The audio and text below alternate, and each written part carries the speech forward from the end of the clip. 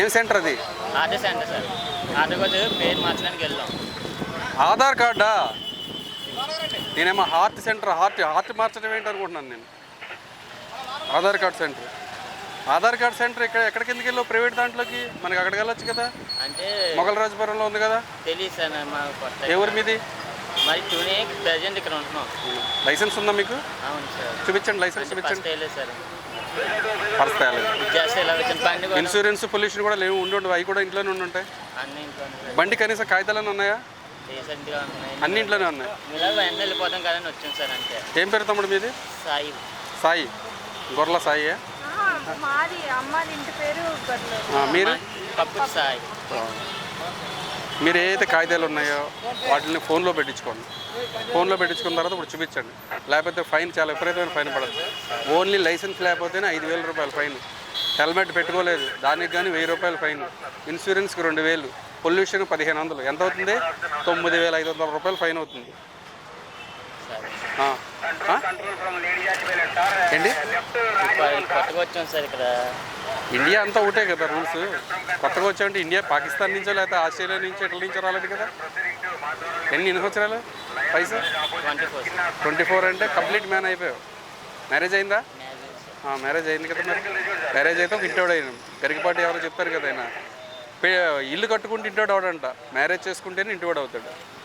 కాబట్టి నువ్వు ఇంటోడు అయిపోయావు కాబట్టి నీకు అన్ని బాధ్యతలు తెలిసి ఉండాలి, అన్ని రూల్స్ తెలిసి ఉండక్కర్లే. కనీసం హెల్మెట్ పెట్టుకోవాలన్నది బాధ్యత. అది మనది. ఎవరు ఎందుకని బాధ్యత అంటే నీ మీద చాలామంది ఆధారపడి ఉన్నారు కాబట్టి, ఆల్రెడీ మ్యారేజ్ అయింది నీ మీద ఆధారపడి ఉన్నారు కాబట్టి హెల్మెట్ పెట్టుకోవడం వల్ల కొన్ని ప్రమాదాల నుంచి తప్పించుకోగలుగుతాం మనం. అందు గురించి మరి నీకు 1,035 రూపాయలు ఫైన్ వేయడంలో తప్పలేదు కదా. 5,000 రూపాయలు లైసెన్స్ ఇంట్లో ఉందా? సరే పెట్టచ్చు. అయితే 1,035 రూపాయలు ఫైన్ కట్టుకుని వెళ్ళాలి, వేస్తాం. ఓకే. వద్దు, మీరు ఈ రూపాయలు వదిలేసారనుకో విజయవాడ సిటీ పోలీస్ ఇంతేలే, ఎక్కడో దుక్కుని రిక్వెస్ట్ చేసుకుందాం మనం వెళ్ళిపోతాం అనుకుంటాం.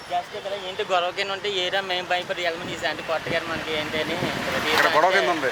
అది జనాలను చూసి ఎలా హెల్మెట్ తీసేస్తాను నాకు అర్థమవుతుంది.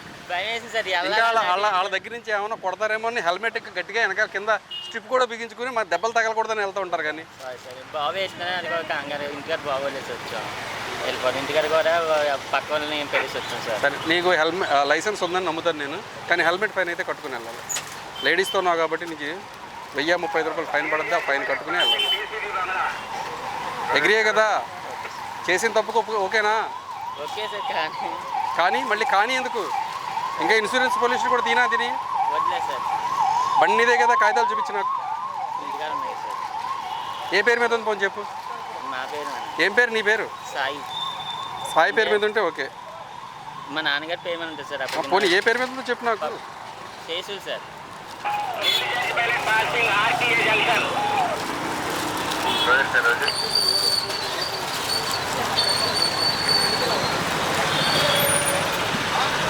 ఓకే.